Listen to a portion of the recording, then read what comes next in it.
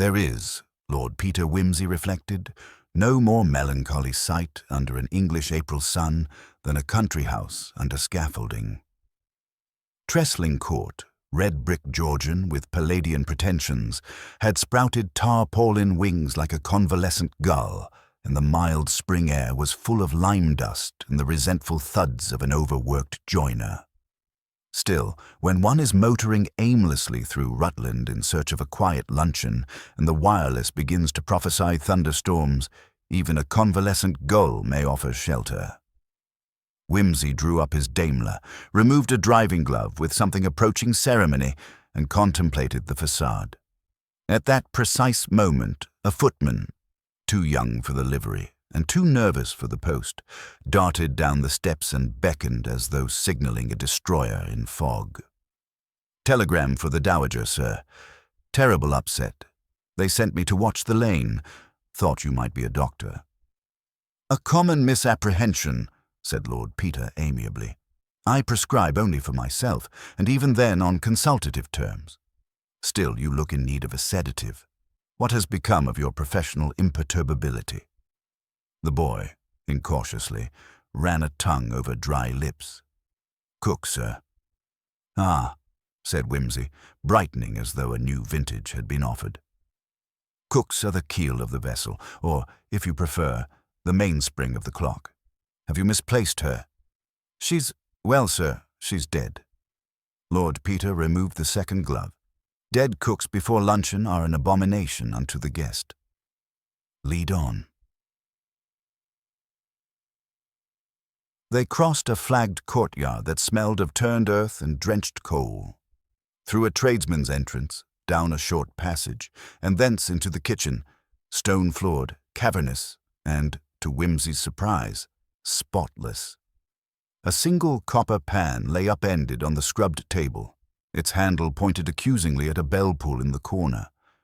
Near the range, cook, wide-shouldered, starched and undeniably inert, sat propped against the dresser like a toppled idol. "I've touched nothing, sir," whispered the footman. "Mr. Blake, the butler, sent me to watch for the police. But you see nobody's arrived and—" "Calm yourself. One must not harry the Rutland constabulary. They amble to truth as oxen to market." Wimsey knelt, fingers poised an elegant inch from the woman's wrist. The skin was chill, the pupils glazed. Yet her expression was curiously peaceful, as if the hereafter had provided a well-aired larder and reliable scullery maid. "No violence evident," he murmured. "Nor, observe, any spilt sauce or scorched cloth. A thorough professional to the last." He sniffed delicately at the woman's apron, then at the empty saucepan. "Clear consommé, beef, I fancy, with a discourteous hint of lovage." "The house is dining plainly." "The family is in London, sir. Only her ladyship, Lady Tressling, and Mr. Castair's the land, agent, and cook, alas, dining with the shades. Did anyone hear the bell?" "No, sir. That's the odd bit. The range bells got a clang like Judgment Day, but none of us heard a peep." Lord Peter straightened, brushed an invisible fleck of dust from his lapel, and strolled to the bell-pull. He tugged. A muted dong sounded somewhere beyond the scullery, muffled as though by an eiderdown. "Curious," said Wimsey, and gave the rope a second, sharper jerk. This time a faint chatter of metal on metal, then silence. "Either the mechanism sulks, or someone has found reason to gag it. When did you last hear it ring reliably?"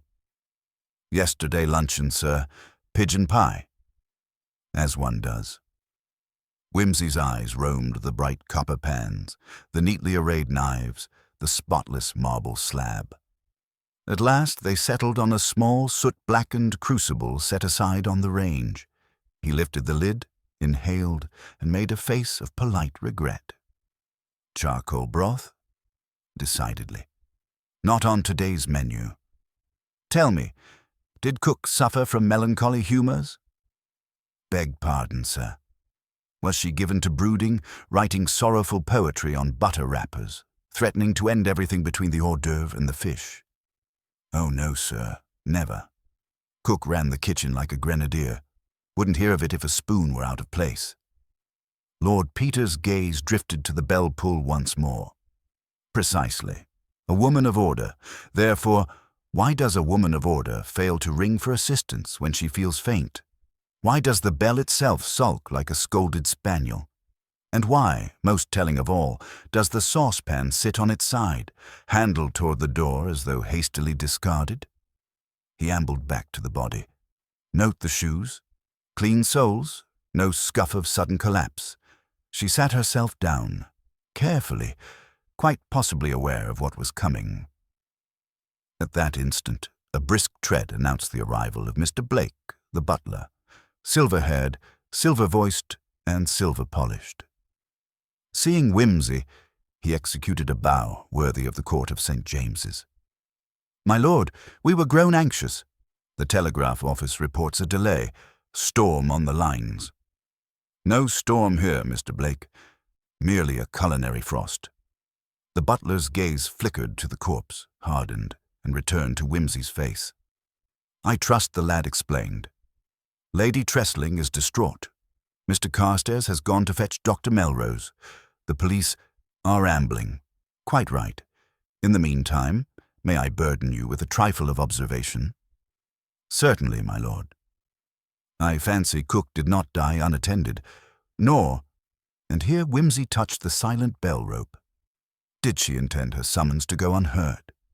Somewhere between the range and the scullery, a small but significant interference has occurred." Blake's lids twitched. "Interference, my lord?" "Meddling with bells sounds agreeably Gothic. Monks in ruined cloisters and so forth. But I hazard the arbour. Explanation proves prosaic. Tell me, who had business in the scullery this morning?" "Only Cook herself and Mayhew, the kitchen maid. The girl is beside herself.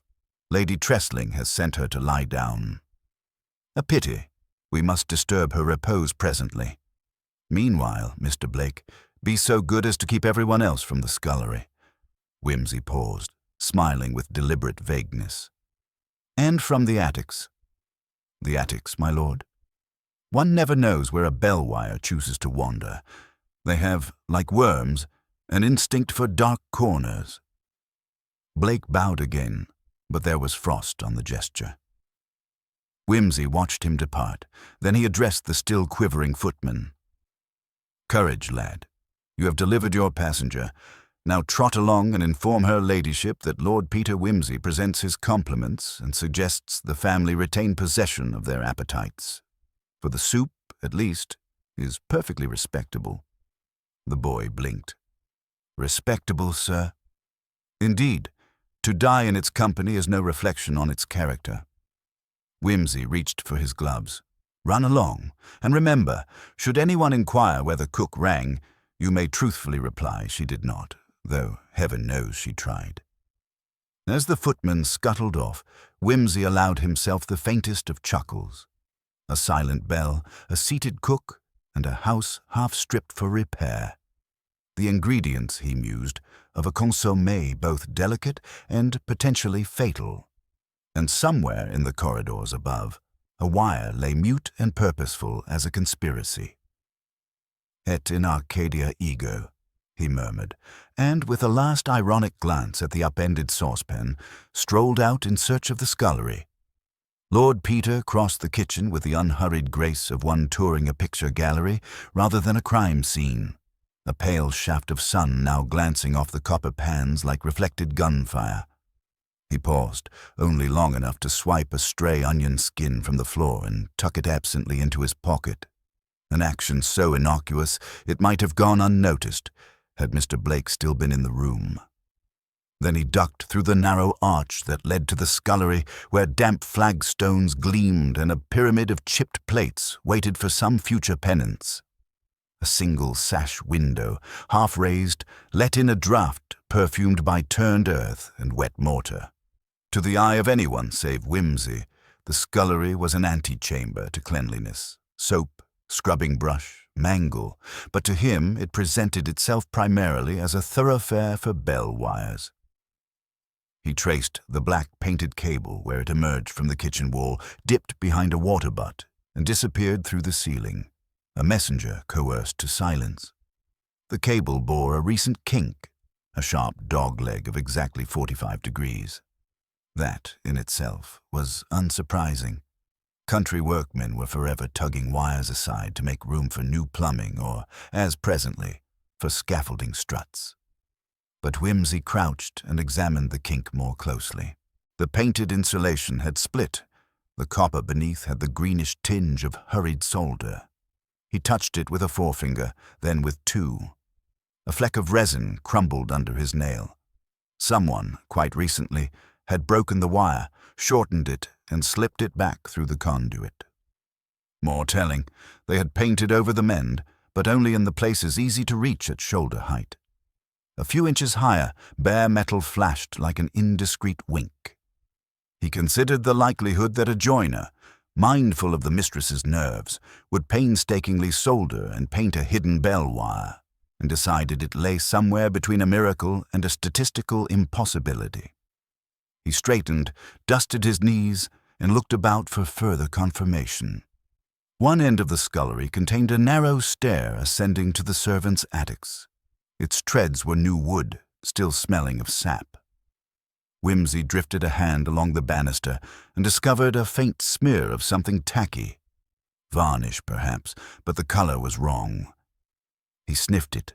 Resin again, with a ghost of rosine and, if his nose did not deceive him, turpentine. An amateur solderer cleaning his flux with a painter's rag. The notion appealed. The devil, after all, was an unrepentant handyman. Footsteps rattled beyond the pantry door. Mayhew, the kitchen maid, appeared, her eyes red-rimmed, her apron twisted into a rope. Behind her loomed Blake, cool and impenetrable. "My lord," Blake intoned, "the girl insists she must fetch her shawl. I have accompanied her, as you requested." "Capital. Mayhew, is it? Do sit. On that stool will do. A cup of water, Blake, though I fancy sherry would be kinder." The butler vanished without visible displeasure. Whimsy perched on an upturned bucket opposite the girl. "You were in the scullery this morning?" "Yes, my lord." The syllables quavered. "Time, please, to the nearest quarter hour." 6 o'clock, near enough. Cook likes the stock on early, see? And Cook herself? Came in about 10 past. Sent me to fetch the marrow bones from the cold larder. Said she'd ring when she wanted the onions sliced. Did she ring? Mayhew's hands wrung the apron. That's the thing, sir. She didn't. I was in the still room at 6:30 waiting, and I never heard the bell. Thought maybe she decided on soup sans onions and I didn't like to pester. Whimsy nodded gravely. You say, never heard. Had you reason to suppose the bell could not be heard? Perhaps something muffling the clapper? No, my lord. Loud as anything yesterday. We near jumped out our skins when she rang for the pigeon pie. Blake re-entered with a glass of something pale and reassuring. Whimsy thanked him with a smile, but did not drink. Mayhew, when did you next see Cook alive? 7:30. She hollered down the passage for saltpeter. Wanted it for the ham. The girl's voice cracked. She sounded right. Cheerful, begging your pardon. I fetched the jar and left it on the dresser. No quarrel between you? Never, sir. Cook was strict but fair. Whimsy leaned back, half closing his eyes. One more point. Who works on the roof at present? That'd be Mr. Snaith and his lads, Blake supplied. They're mending the east parapet. Do they store tools in the attics? Aye, my lord. Blake glanced ceilingward with professional distaste. Nails and slates everywhere. Lady Tressling's hair has turned white over it. Well, no household is perfect? Whimsy rose. Blake, I think we must have a look above stairs. Mayhew too, if she feels steady. The girl gave a valiant nod. Together they climbed the narrow flight, Whimsy noting each tread's creak in a private metronome. The fourth, from the bottom, protested the loudest, the eighth least. Halfway up, he paused and touched the wall where the bell wire emerged again, thinner now, its paint older.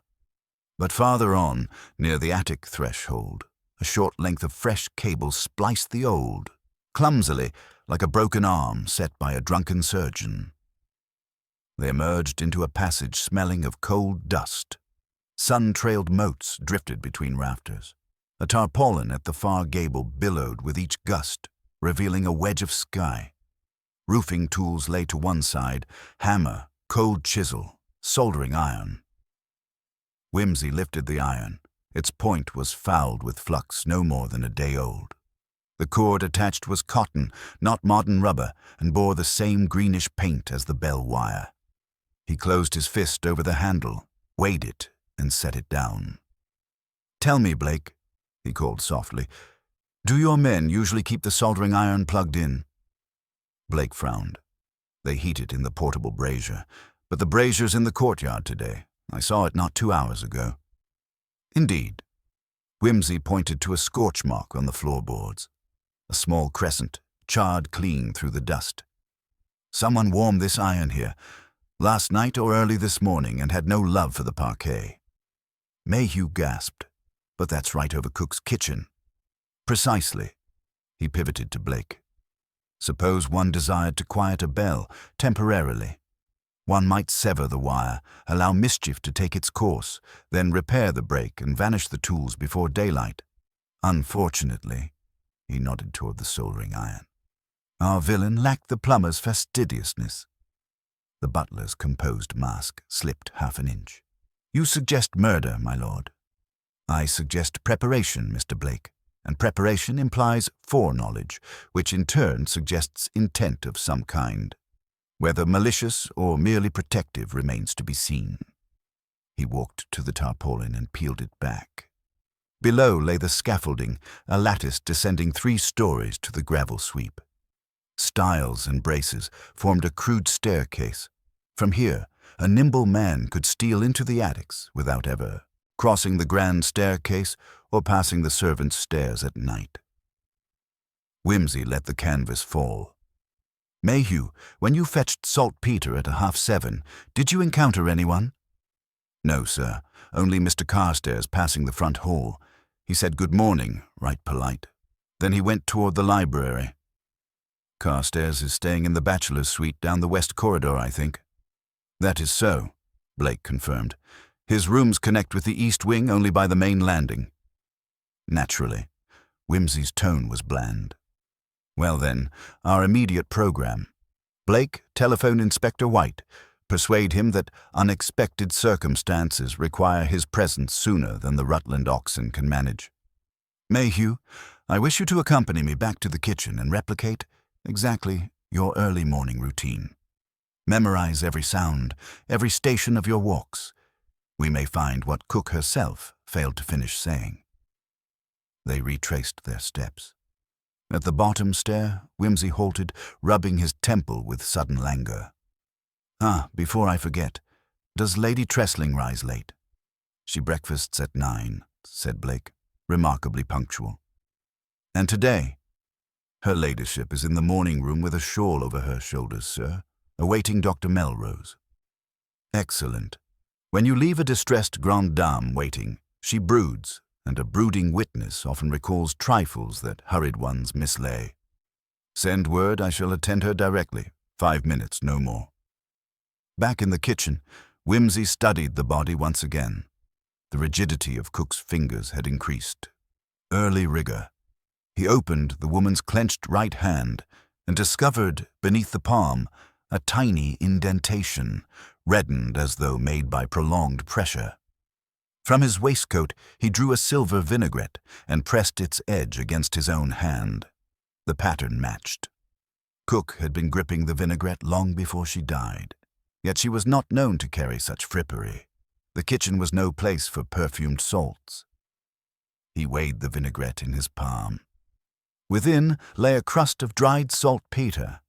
He slid it into his pocket beside the onion skin and murmured, "There are those, my dear lady, who scent tragedy with gunpowder rather than lavender."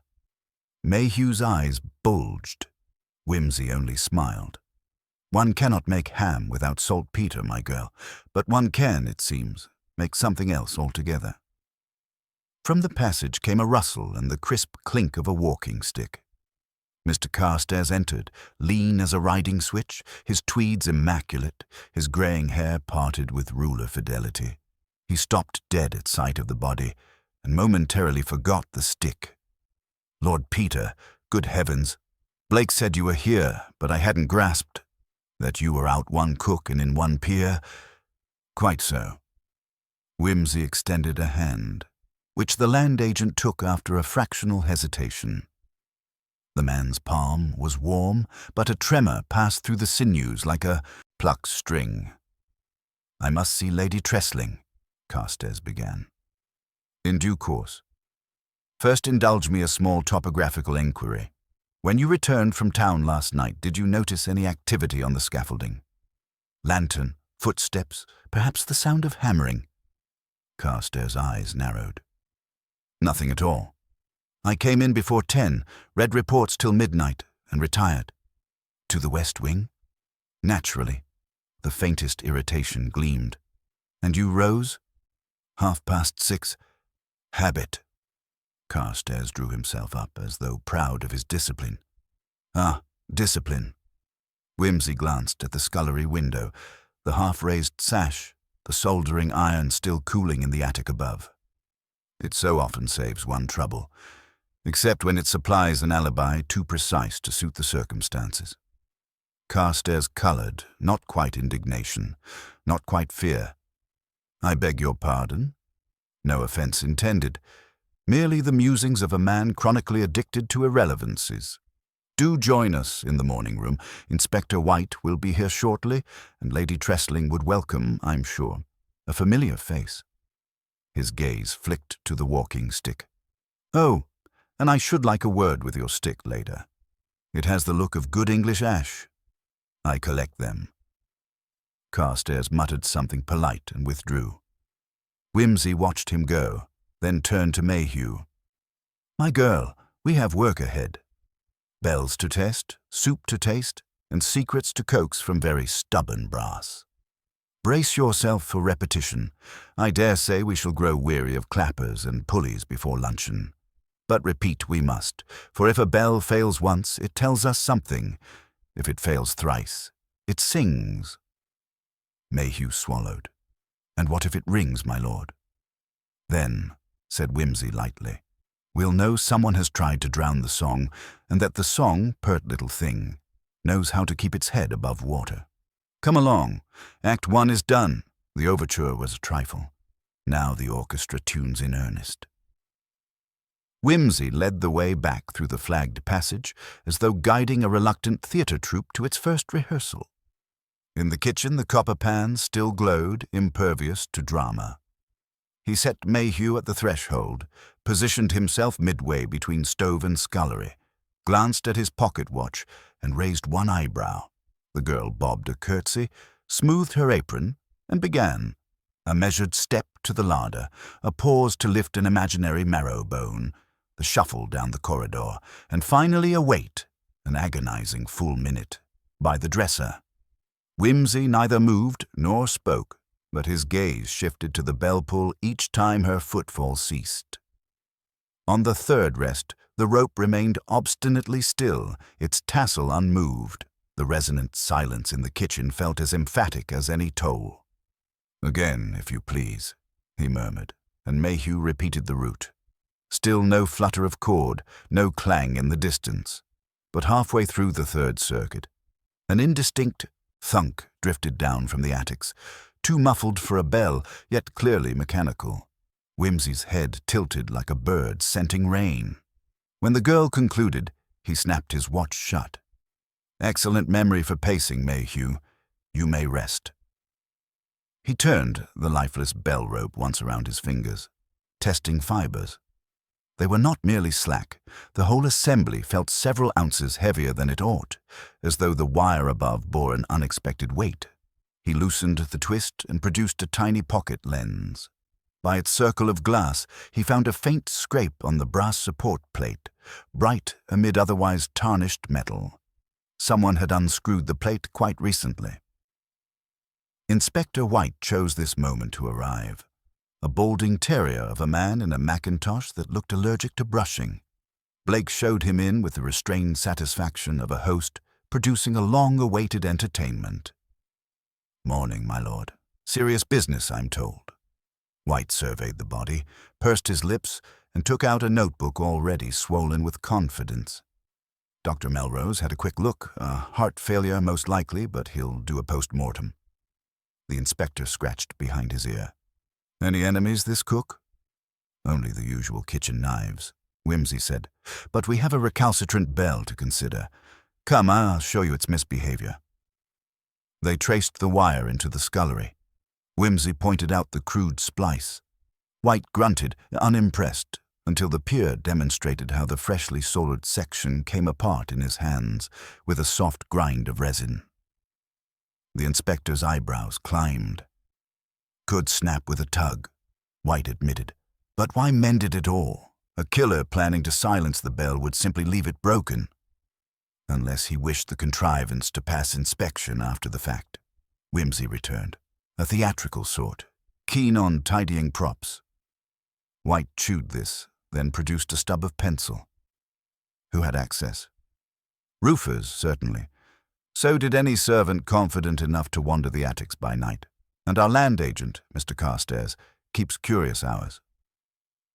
Whimsy's tone remained cheerful, yet White knew him too well to dismiss the aside. A light rap on the door frame announced Lady Tressling.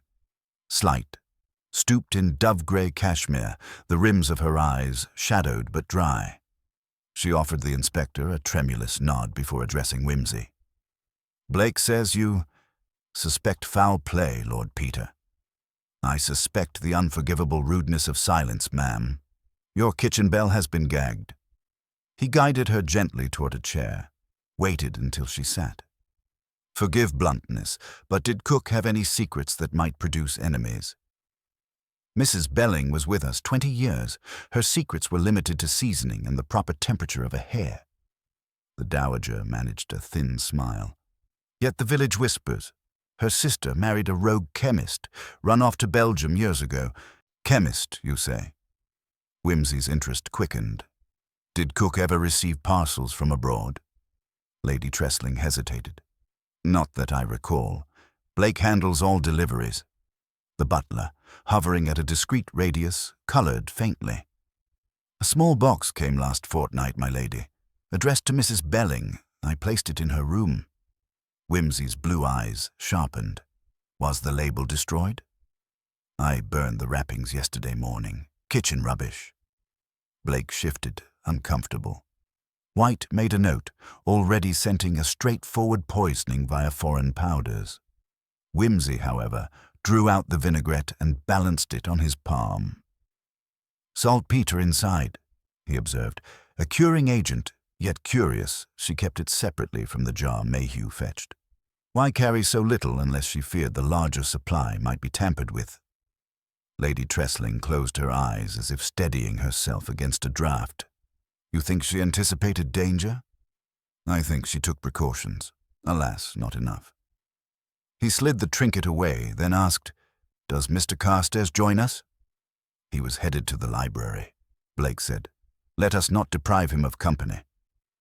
Whimsy cast a last glance at Cook's still form, almost a nod of farewell, and led White, Lady Tressling, and Blake across the marble hall toward the cedar-paneled library. Rain pattered now against high-mullioned windows, and the day's bloom of scaffold tarpaulin slapped in the gathering wind. Carstairs rose from a leather armchair when they entered, fingers tight about his ash-stick. The afternoon gloom made his temples gleam silver. "Inspector," he acknowledged, then turned to the dowager. "I've wired your son in Lyme Regis. He can be here by evening." "Thank you," Lady Tressling murmured. White took a seat opposite Carstairs. "Routine questions, sir. Your whereabouts overnight?" Carstairs repeated the timetable given earlier without variation. While he spoke, Whimsy wandered the shelves, seeming interested only in spines. He halted at a narrow door, servant's passage, to test the handle. Unlocked. The inspector, still questioning, barely noticed Whimsy slip through. Beyond lay a short corridor leading to the foot of the attic stair they had climbed before. Whimsy waited until Castair's voice receded, then ascended quickly. The passage at the top smelled of wet wool. Someone had been there since his earlier visit. A fresh smear of tar marred the floor where the soldering iron had sat, but the tool itself was gone. He peered along rafters. Not a footfall. Then a faint creak from the farthest dormer. He glided forward, shoes silent on dust. The dormer yielded a view onto the east parapet, where scaffolding met stone. Rain-blurred light revealed a crouched figure in a roofer's jacket, picking fretfully at a plank. "Afternoon, Mr. Snaith," Whimsy called. The roofer jerked around, eyes wide. For a heartbeat. He seemed about to flee down the boards, then thought better and removed his cap. "Beg pardon, my lord. Didn't hear you. One seldom does these days." Whimsy stepped onto the parapet. Wind bent canvas and rattled nails. "Your lads solder bell wires by night?" Snaith's brows knit. "Bell wires. We've enough roof lead to fuss with. Yet someone used your iron." Whimsy indicated the scorch inside. "It sits now." "Where, exactly?" "In the truck, I reckon." "Shall we confirm?" Whimsy gestured, courteous but firm. They descended the scaffold to the gravel, water dripping from joint to joint. At ground level, between tar barrels and a heap of slate, rested a battered tool chest. Snaith opened it under Whimsy's gaze. The soldering iron lay on top, wiped, but the handle bore a faint smear of varnish, matching that on the attic stair. Beneath it lay coils of fresh copper wire. Whimsy drew out one coil, its end already tinned with solder. "Repairs planned?" "Not by us." Snaith scratched his neck. "Came this morning, that did. Blake brought it. Said you'd asked for repairs to the library annunciator. Thought it odd, but work's work." The peer's smile was purely polite. "Blake, you say?" "Remarkable." Behind them, Inspector White approached at a trot, umbrella futile against sideways rain. "There you are, Whimsy. Castair recognizes no foreign parcels. Says Cook never mentioned a sister abroad." "Also," he panted, "Melrose wants to move the body." Congratulate him on his initiative. Whimsy turned the coil in his hand. "Inspector, would you kindly accompany Mr. Snaith and this iron to your car? I should like the laboratory to taste the flux." White obliged, barking a constable into attendance. Snaith, protesting innocence, was shepherded toward the driveway. Whimsy watched until they disappeared past the yew arch, then climbed back to the house, mind ticking. In the vestibule, he encountered Blake carrying a tray of envelopes. The butler started slightly at seeing the wet-robed peer, but recovered. "Letters for the afternoon post, my lord." "May I?" Whimsy's fingers flicked through cream and buff until one addressed in a looping continental hand caught his eye. The stamp read Bruxelles. The addressee was Mrs. Belling. "About to be forwarded?" he asked lightly. "Indeed, my lord. The poor woman's effects, some bills, a periodical. No return address?" "Post office box." Blake coughed. She subscribed to a culinary bulletin. How forward-thinking. I wonder what dish was featured last. Whimsy returned the envelope gently. Inspector White may wish to examine the journalism before Royal Mail whisks it away. Blake met his gaze, the faint frost reinstating itself. "Of course, my lord." As Whimsy traversed the hall toward the morning room, Mayhew's sobs drifted from within. He paused, listening. The girl babbled about a man on the roof the night before, lantern swinging like a will-o'-the-wisp. Lady Tressling soothed her. Whimsy's mind overlapped images, lantern, solder, wire, saltpeter, until a pattern surfaced, incomplete yet insistent. He returned to the kitchen and knelt beside Cook once more. This time he examined her apron pocket. Tucked inside lay a scrap of parchment, grease-stained, upon which a single column of numbers marched. 555, 610, 625, 640. times evenly spaced, routine for stock skimming, or reminders of bell testings. He held the scrap to the light. Faint pencil strokes connected the first two entries, tiny arrows pointing upward. Footsteps. Carstairs again, his expression brittle. Inspector says you're interrogating roofers. Must you unsettle everyone? Only the guilty, Mr. Carstairs. Whimsy rose. Tell me, have you an appointment in Stamford today? Carstairs blinked. No. Why? I noted your motor tires bear a crust of Stamford clay, the yellow-grey sort. Rain hasn't yet reached there, you see. He gave the man a gentle smile, meaning you drove 10 miles before dawn. Odd excursion for a disciplined land agent. Carstairs' jaw clenched, his knuckles whitened on the ash stick. I think I've had enough insinuation. Whimsy inclined his head. By all means, rest. I expect Inspector White will seek your timetable anew. He watched the man's back recede, then faced the silent bell rope once more. At precisely that instant, as though to mock him, the plate above the rope quivered, and a single raspy note, half bell, half cough, shuddered through the kitchen, died into echo. Whimsy's eyes shone. At last, he breathed, the song decides it will not be drowned after all. And somewhere overhead, between soot-dark beams and rattling slates, something, or someone, shifted in uneasy answer. Inspector White burst in scant seconds after the bell's asthmatic gasp, his notebook flapping like a wounded bird.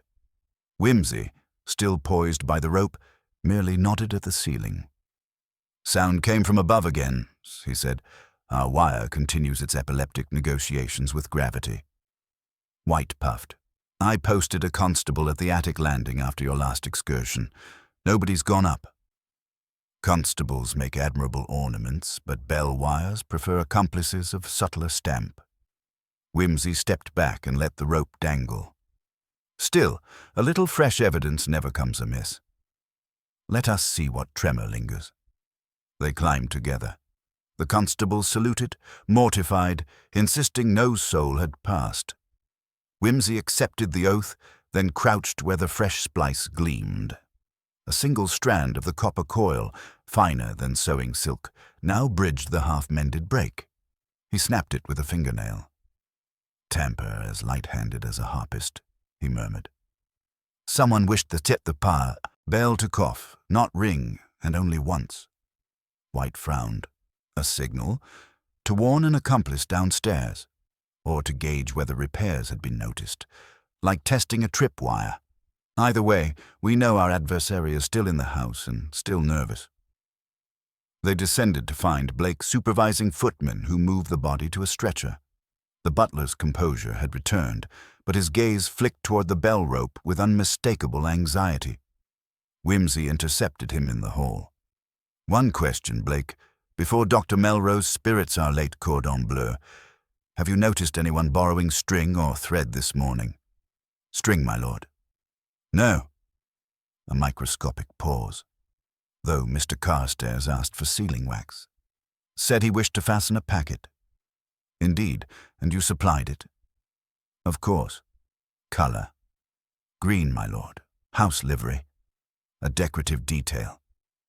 Whimsy smiled thinly and moved on. Lady Tressling waited in the morning room as before, but melancholy had been replaced by a brittle curiosity. Mayhew sat beside her, shawl about thin shoulders, fingers clamped round a teacup. On a low table lay the Bruxelles envelope, now slit. Its single sheet bore minuscule print and algebraic symbols. Recipes for brines, or so the heading claimed. Yet each brine listed proportions of saltpeter far beyond culinary need. Cooks subscribed to explosives disguised as gastronomy, Whimsy remarked. A perilous hobby. The dowager's brows knitted. Surely she did not. Quite possibly she did not. Yet someone here understood the real text. He indicated the penciled ticks against 3 formulas, one at intervals of 15 minutes. Matches my scrap of times. Mrs. Belling was counting, perhaps timing a distillation. Saltpeter, Water, a copper kettle. One may extract nitric acid with modest assurance. Mayhew blanched.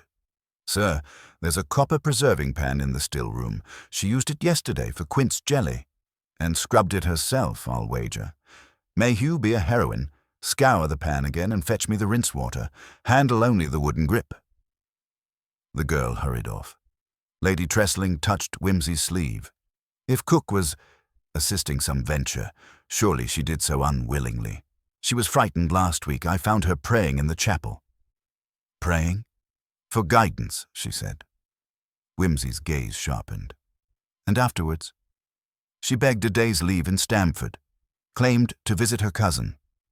Coincides, no doubt, with Mr. Castair's irregular clay collecting. Whimsy straightened. Will you trust me to press him a trifle? The dowager's face hardened into trestling granite. Do whatever is necessary, Lord Peter. This house must be clean. Carstairs was in the gun room, oiling a Purdy 12-bore with meticulous calm. Whimsy entered unannounced, absorbing the faint odor of linseed and powder residue. Still polishing alibis, I see, he said. The land agent neither flinched nor looked up. Your insinuations grow tiresome. I lost a valued employee today, who might shortly have endangered your own position had she spoken. Whimsy snapped open the gun's breech, sniffing. The bores were spotless. Tell me, Carstairs, how fares your portfolio? County records say you purchased nitrate fertilizer in quantity last month, yet no fields hereabouts received it. Carstairs set the oil rag aside, moved to a cabinet, withdrew a ledger. Sold on, good price, prompt delivery. To whom? Holcomb & Sons, Wiltshire. Whimsy flicked the pages. Receipt number missing, only an asterisk. Asterisk leads to a page neatly razored out. Not sporting. A flush crept along Carstairs' jaw. Ledger is personal. You've no right. My dear fellow, Cook's corpse grants me morale, if not legal entry. Whimsy dropped the book. Shall I summarize? You dabble in clandestine arms, nitrates, nitric acid, perhaps black powder. Cook, once she understood, threatened exposure. You silenced the bell, fed her a draught that mimicked heart failure, then attempted to restore the wire before dawn, ignorant a peer might motor in for luncheon. Carstairs laughed. A brittle, too loud note. You forget opportunity. I slept under Blake's nose. A nose that twitches at sealing wax, but not at night prowlers. Whimsy tugged a tasseled bell pull beside the fireplace. The distant kitchen bell gave a full, healthy clang. Observe, this wire was never touched. Only Cook's bell. Carstairs' composure began to fray. Your theory rests on wire. Not entirely. Whimsy drew the vinaigrette. Saltpeter traces. Cook carried this because she feared tampering with the larger jar, or feared what she herself was being made to do. He produced the onion skin, and here, the outer layer soaked in acid, leaves a faint yellow. Cook peeled it, perhaps testing her brew. Before Carstairs could respond, Sergeant Phipps appeared, hat in hand. Inspector says the rinse water's fizzed green, sir. Laboratory chap on telephone thinks nitric residue. Whimsy inclined his head. Thank you. He turned back to Carstairs. Your edges wear thin, my friend. The land agent's hand crept to the Purdy, but Whimsy's was faster, flipping the gun away. Empty, he said cheerfully. You polished it hollow. Carstairs sagged. The ash stick clattered to the floor. Suddenly it seemed heavy as gilt. White entered with 2 constables. The agent offered no resistance, only a numb query. What now? Now, said Whimsy, you explain why a respectable estate man turned quartermaster to revolutionaries and why a cook judged too honorable to conceal it. White led him out. Whimsy followed as far as the threshold, then wheeled back, almost colliding with Blake. Ah, butler extraordinary. Why deliver copper wire to Snaith? Blake drew himself up. Mr. Carstairs' instructions, my lord. He controls all accounts. Did you question them? A flicker, was it shame? Resentment? crossed the butler's face. I did not. Whimsy regarded him a moment. Complacency, Mr. Blake, is cousin to complicity. I fancy the inspector will have questions. Meanwhile, Lady Tressling needs a steady tray and a steadier conscience. Blake bowed, chastened. Whimsy, left alone with the empty gunroom scent, allowed himself a sigh. The logical chain held strong. Too strong, perhaps. Everything pointed to Castair's cold arithmetic. Silence the one obstruction, restore the bell to erase suspicion, prepare to ship the acid south. Yet an itch remained behind Whimsy's eyes. An echo of Cook's gentle handwriting, of those upward arrows beside the first 2 times. Why arrows? Why not ticks? He fetched the scrap again and studied it under the gunroom lamp. The arrows pointed not forward along the list, but outward to the margins, and there, faint as breath on glass, a penciled word appeared. Listen. Listen to what? Whimsy whispered. The kitchen bell, of course. She had planned to ring at each quarter hour, but she never rang. Wire cut. So she wrote the note, meaning to warn someone who could read the margin. Who would examine Cook's private paper? The kitchen maid, perhaps. But more plausibly, the butler, keeper of inventories. Blake again. And Blake, when he found the note, might realize the bell had been cut and attempt to mend it, with clumsy fingers. Crude solder. Not villainy, but terrified loyalty. Whimsy pocketed the scrap. In the hall he caught Blake returning from the morning room, tray empty.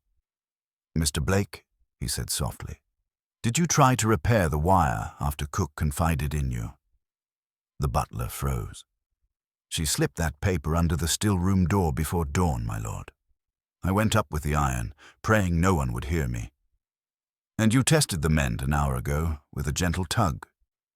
Blake's lips moved, voiceless. Then, "I thought if the bell rang just once before the doctor came, it might save her reputation. Show she had tried to summon help. Instead, it betrayed you to suspicion. I shall answer for it." His shoulders straightened. "But believe me, I love this house. I could never harm her." "I do believe you," said Whimsy quietly. "You mended the wire after the murder, not before it." He laid a hand on Blake's arm. "Nevertheless, speak truthfully to White. Your timidity may yet clear a darker path." As Blake moved away, Whimsy turned toward the front door where constables escorted Carstairs to the patrol car. Rain had freshened the gravel. The distant scaffold dripped like penitential stone. The peer paused on the threshold, breathing damp air laced with lime dust and the ghost of consommé, and allowed his thoughts a final calibration. Carstairs' motive, political or mercenary, would occupy the newspapers. Cook's courage might earn a line or two. But one detail remained. The doctored bell had been cut before. The murder, requiring calculation and nerve. Carstairs possessed both, yet someone else had supplied opportunity, a key to servants' stairs, perhaps, or knowledge of their creaks. He would need to review Carstairs' movements with the precision of a metronome and test Blake's memory of footsteps overhead. Whimsy smiled, a thin, anticipatory curve. The drama's overture was done. Now the themes would intertwine, modulate, resolve.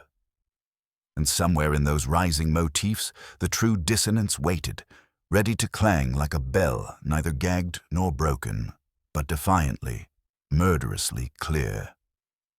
The Daimler's clock chimed 4 as Whimsy stepped back inside. Its crisp note, unlike the kitchen bell, rang with mechanical candor. He had sent Snaith's soldering iron to the chemical boys in Stamford, watched Carstairs disappear toward Oakham jail, and lingered long enough on the gravel to see the first policeman dismantle the scaffold ladder. Now the house lay under a hush that felt more theatrical than serene, as though curtains had fallen on Act 1 and actors shifted in the wings for the next effect. He found Inspector White at a side table in the dining room, assembling fragments of testimony into a chart of names and hours. A lamp carved 2 oval pools on the damask, Between them, White's stub of pencil travelled with terrier diligence. Whimsy handed him the scrap Cook had left, the faint word "listen" underlined. "Add that," he said, "between 6 and 7 o'clock. It replaces your hypothetical quarrel, which never occurred." White frowned at the cramped arrows. "She warned someone. Blake, we now know. Does that alter Castair's position?"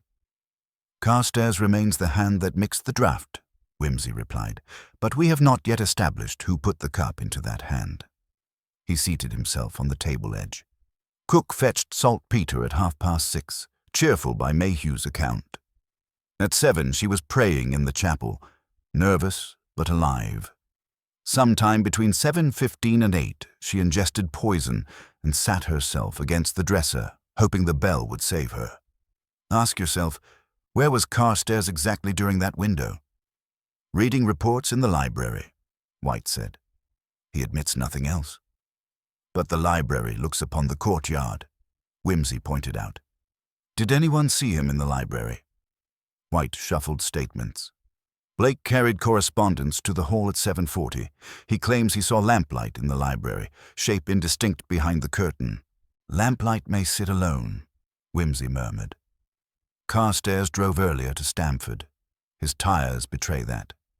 Suppose he departed again after sunrise, returning only at 8. That would grant him time to collect nitric acid from some roadside cache." He glanced at the chart. "Yet we still need access to the kitchen without alarming Mayhew." White tapped the servant's passage drawn in red. "Stairways clear after 6. Mayhew was mostly in the still room. He could slip through the scullery door, dose the consommé, and risk discovery by Cook at the range. Unlikely. No, our man must have delivered poison into something Cook trusted. A silver flask, perhaps, or a vinaigrette. The salts she carried would dissolve easily in hot broth." White eyed Whimsy's pocket. "You still have the vinaigrette?"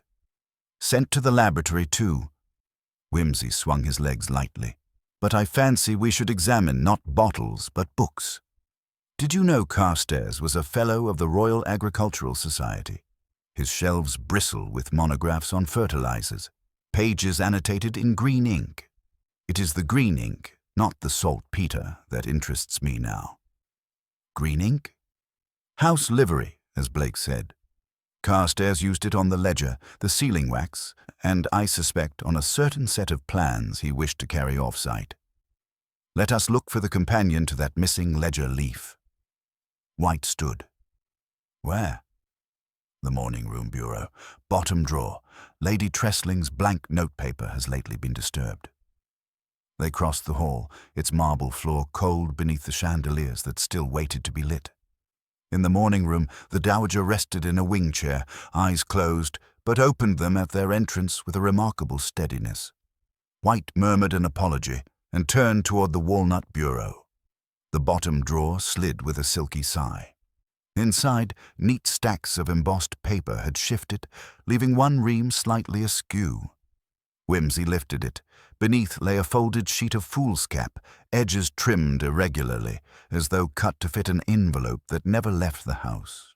Across it sprawled a meticulous schedule of train departures, Midlands to Southampton, inked in the same viridian tint as the ledger. White whistled. He meant to ship the acid south by rail, or its refined product. Whimsy held the page to lamplight. Acid had burnt faint stipples through the fibre, betraying careless fingers. "But see here, bottom margin, coordinates. A farm track near Tixover, 5 miles from the Stamford clay. He buried something there at dawn." White signalled Phipps, posted outside, and dispatched him with 2 constables. By the time the sergeant sprinted off, Lady Tressling had risen, leaning on the chair back. "My land agent," she began. "Former land agent," Whimsy corrected gently. "Lady Tressling, forgive relentless inquiry, but I must ask, was Mr. Carstairs ever alone with Cook yesterday evening?" She pondered. The memory cost her. "At dusk, I saw them near the herb garden, speaking in low voices. Cook looked frightened. Mr. Carstairs handed her something, then walked away toward the stables. Thank you. Whimsy bowed. You have provided the hinge we lacked. White pocketed the schedule. We still require proof he persuaded her to distill acid. The still room pan will yield that, Whimsy said. But motive, Castair's has money enough. Why risk dynamiters? The dowager spoke abruptly. Mr. Castair holds a nephew, an undergraduate, who vanished into extremist politics. There have been bills, demands for funds, threats to reveal the family name. Castair confided as much to my late husband. Whimsy nodded. Blackmail of blood can lead a man to curious philanthropy. He turned to White. A nephew with radical friends needs nitrates. Castair feared scandal, so he financed them secretly, using Cook's skill. White scratched his chin. He still needed her out of the way. Exactly. She threatened to betray the scheme once she realized its end. Whimsy looked at Lady Tressling. Did you notice whether she carried a flask or small bottle last night? A silver flask, yes. Gift from the staff at Christmas. She filled it with broth to taste seasoning as she went. The dowager's eyes widened. You think... Castair dosed the flask, not the stock pot. She sipped, felt sudden weakness, reached for the bell. Finding silence, she sat, conserving breath, hoping someone would enter before it was too late. He exhaled. A tragic arithmetic. 15 minutes between doses, 15 between test rings, and none answered. A footman appeared, eyes bright with unease. My lord, Dr. Melrose asks to see you. Post-mortem notes, he says. Very good. Whimsy excused himself and followed the lad down a back corridor scented faintly of iodine. Melrose stood outside the estate office, spectacles fogged from exertion. Whimsy, the stomach contents confirm your suspicion. Nitric acid traces, minute but lethal. More interesting. An abrasion on the thumb suggests she pressed something hard against the palate while swallowing. A metal flask rim, Whimsy supplied. Likely. Bruising consistent with self-administration, but that proves nothing. It proves she died believing she must perform her task unaided. Whimsy thanked him and retraced his steps toward the kitchen, where Mayhew washed the copper preserving pan under a constable's supervision. Foam hissed faintly where acid met soda solution. The girl's face showed mingled awe and sorrow. My lord, she whispered. I never guessed. She said it was special stock for the ham, told me not to breathe the fumes. She was shielding you, Whimsy said, and hoping, I think, to shield the house. He lifted the pan. Greenish streaks marred the interior. Brave as any soldier. The footman who had fetched Melrose now hovered again, this time bearing a telegram. Whimsy cracked it open. Phipps's terse code reported 2 stone jars found beneath a hedgerow at the ticks-over coordinate. One broken, one intact, both containing concentrated acid. So the chain tightened. Back in the dining room, White waited with an air of completion, but Whimsy shook his head. Almost sewn, Inspector, but not yet hemmed. I must test the final stitch, the bell wire chronology. White blinked. We know Castair's cut it. Do we? Whimsy smiled. He had motive and means, but not quite the nerve to climb ladders at night. Snaith swears no stranger used the scaffold after 5. Blake went up before dawn, yet the wire was already parted. Which servant knew Castair's plan and feared Cook's alarm more than he feared discovery? There is one who distributes sealing wax, carries keys to every stair, and now wrings his hands over guilt. White sat abruptly. Blake, you cleared him. I cleared him of murder, not of complicity. Whimsy folded arms. Picture yesterday evening. Castair convinces Blake the country and the estate depend on discreet assistance. Blake, proud of lineage and too trusting, agrees to snip a wire. Only for a night, Castair promises. At dawn, Blake mends it, discovers Cook dead, realizes betrayal. His world collapses. He paused. But he will admit none of this unless confronted with fact, not conjecture. Very well, White said, rising again. They found Blake in the butler's pantry, polishing the silver coffee pot from which Cook had served breakfast only hours before. He looked up, and something within him seemed already resigned. "Mr. Blake," Whimsy began quietly, "Constable Phipps has recovered the acid. Inspector White has train schedules in your master's hand. Dr. Melrose confirms poisoning. We know you repaired the wire this morning. What we do not know yet is who first cut it." The butler set down the pot. His gloves creaked. "I thought silence would serve the family," he said after a moment. "Mr. Carstairs asked me to stop the bell for an hour so he might avoid questions while he adjusted the servants' accounts," he claimed. I believed him. His voice cracked on the confession. "When I heard Cook groan, I tried to restore the wire. I could not make it sound until too late." White's pencil hovered. "He told you nothing of nitric acid?" "Nothing, sir. Only that Cook's bell was a nuisance." Tears started behind the man's composure. He brushed them angrily away. "I have disgraced the pantry." Whimsy's tone softened. "You were duped, Blake. Yet the law must record each link. Your testimony completes the chain of evidence. Will you give it formally?" Blake bowed, a gesture half broken. "Yes, my lord." White guided him out. The pantry door closed with decisive quiet.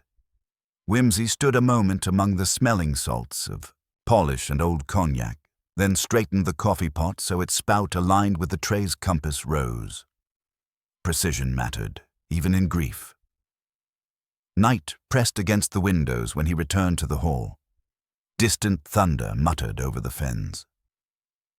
Lady Tressling, cloaked for evening prayers, paused beneath the great staircase. "Is it over?" she asked. "Justice ambles, ma'am, but it has started down the drive." He offered his arm. She accepted. Slowly they climbed toward the chapel where a single lamp already glowed. As they passed the landing, the servant's bell, fully restored, gave a clear, resonant peal from below. Not a summons, Whimsy fancied, but a benediction. Cook's last message finally heard. He looked up at the vaulting shadows, hearing in that reverberation the echo of arrows pointing outward, of a word written faintly beside minutes. "Listen." And behind the word, the simple, unornamented courage of a woman who had understood that even the smallest bell, rightly rung, could still sound an alarm vast enough to bring down conspiracies and save, if not herself, the house she served. Whimsy's lips curved, sad, wry, and deeply satisfied. The case had begun with a silent rope. It ended with a bell restored to honest work. He offered Lady Tressling a reassuring squeeze, and together they entered the little chapel, leaving the manor to its echoes, its settling dust, and a justice that, like a well-tuned clapper, would strike in perfect and implacable measure. The Vesper hymn had scarcely faded when Whimsy slipped out of the chapel's side door and let the hush close behind him. Somewhere in the nave, Lady Tressling's alto wove steadier now, but his own mind would not be quieted by prayer until its last decimal had been tallied. He turned up his collar against the draught and wandered the picture corridor that circled the house like an ancestral moat. Oil faces regarded him with the grave impartiality of magistrates. Under their calm, a new unease prickled. Carstairs lay in a cell, Blake in confession, yet the case refused to settle. Its contours felt too neat, a tent pegged only at the obvious corners. He paused before an 18th-century admiral whose gilt frame had recently been shifted 2 inches to accommodate scaffolding braces. Above the admiral's powdered wig, a faint rectangle of paler paint showed where a bell indicator once hung. One of the old annunciator dials removed when electric bells arrived. A minor fact, dismissed in the day's turmoil, resurfaced. Whimsy retraced his steps to the library. Lamps burned low now, the room smelling of guttered wax and dust. He crossed to the fireplace where Carstairs' walking stick still leaned, overlooked in the flurry. He tipped it, The ferrule rang lightly on brick. Hollow? He unscrewed the handle. Within lay a slim roll of vellum, bound by that ubiquitous green thread. The document revealed a second train schedule, this one dated a week ahead and marked Phase 2 Sui. Ships, not trains, were underlined, so Castair had planned continuity beyond the first consignment.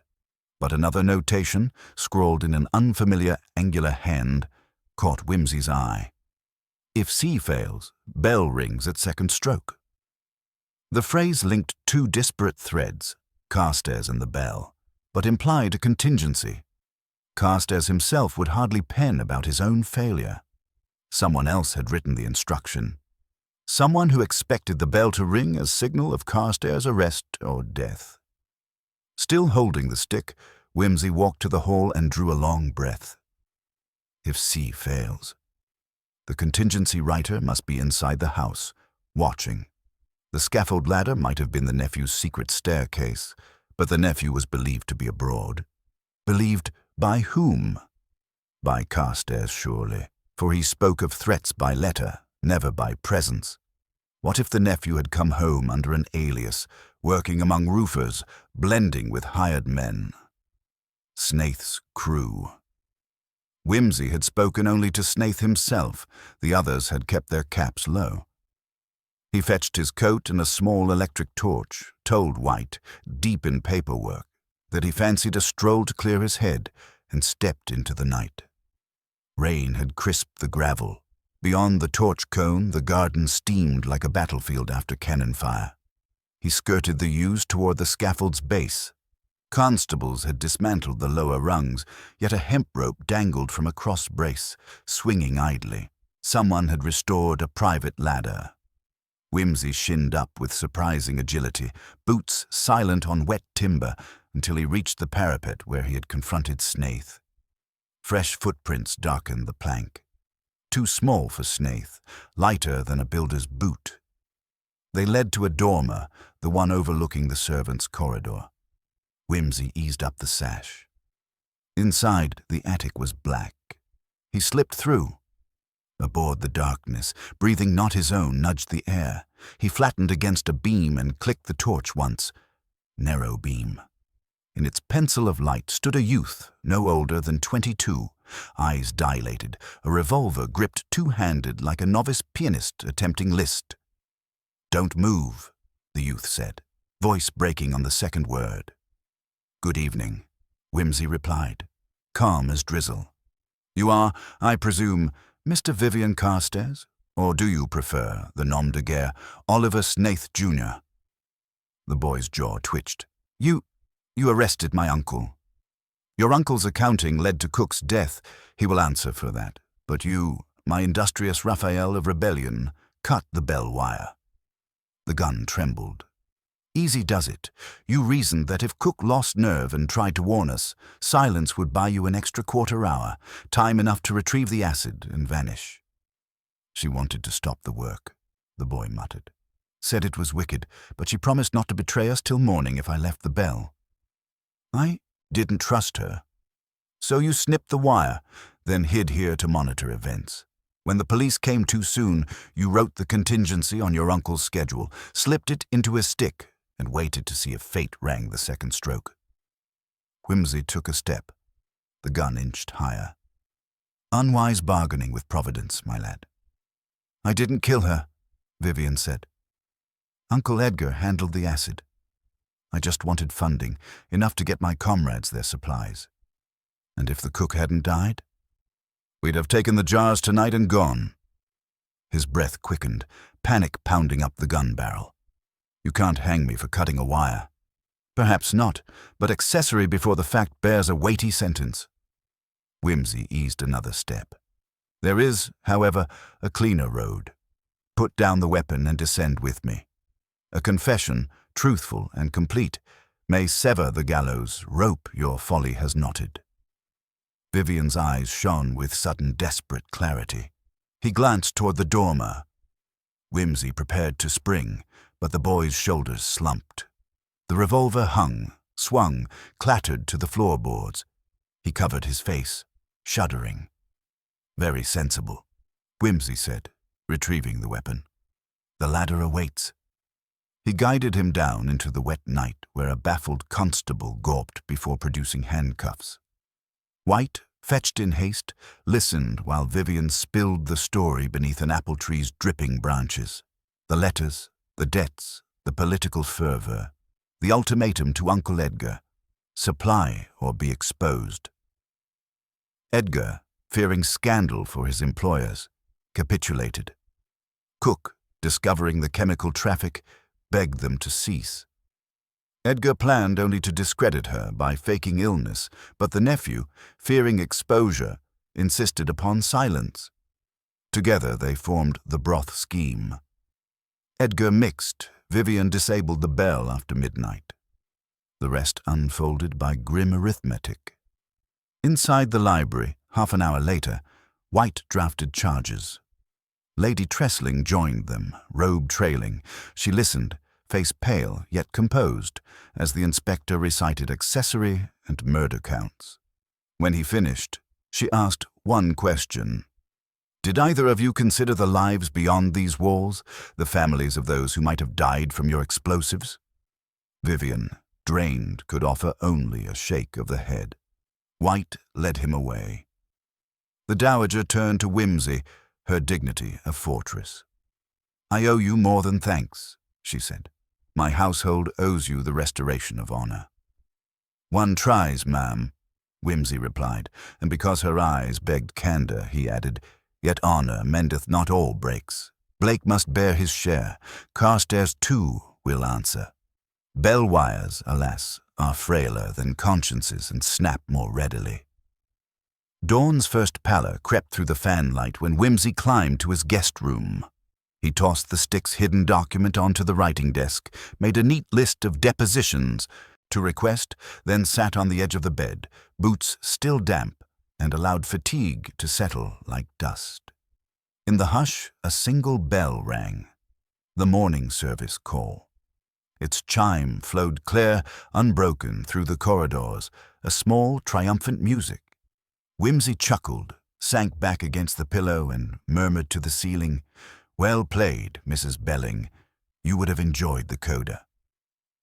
Sleep took him while the bell's echo still lingered, and in that brief doze the man of logic dreamed for once without footnotes. Only the rise of a clear sound in darkness, and the sure, crisp click of a wire, retwisted till it rang true. Mid-morning sunlight, one of those pale English beams that flatters nothing save old brass, slanted across Whimsy's face and broiled him politely awake. He discovered that some officious hand had drawn the curtains and deposited a tray on the escritoire, coffee, toast, the Times, and a note in Blake's precise copper plate requesting the honor of a minute before police removed certain items of silver. Whimsy yawned, rubbed damp boot leather from his socks, and considered the luxury of ignoring both note and coffee.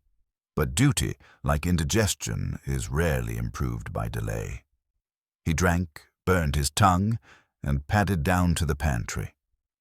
Blake awaited him beside a half-packed casket of spoons, their bowls winking like guilty consciences. Lines of fatigue mapped the butler's usually placid face, yet, curiously, a thread of composure had returned. "I wish to return this, my lord." He proffered a small object wrapped in lint. Whimsy unrolled it to find the silver flask, the one Cook had carried.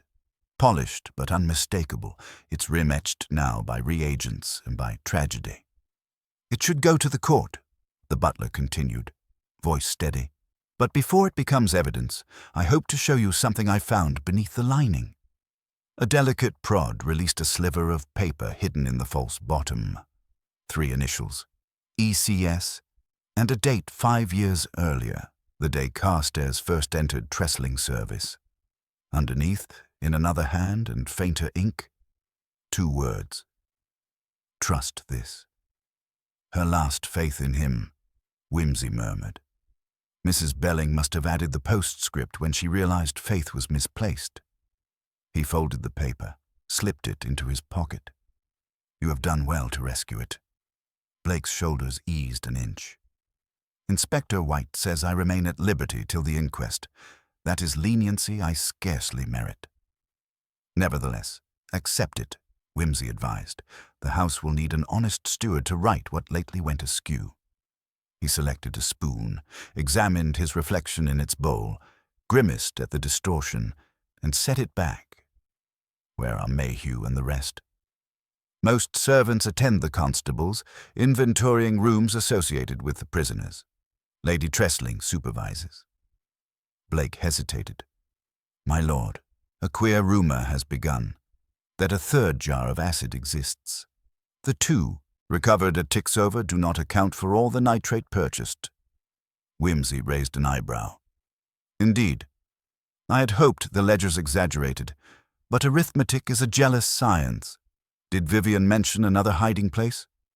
In passing, during his statement, he said 3 jars, 3 bells before the inspector hushed him. 3 bells, Whimsy repeated, mind latching on the phrasing. 1 bell in the kitchen, long silenced, has spoken. The 2nd stroke belonged to Uncle Edgar via the walking stick.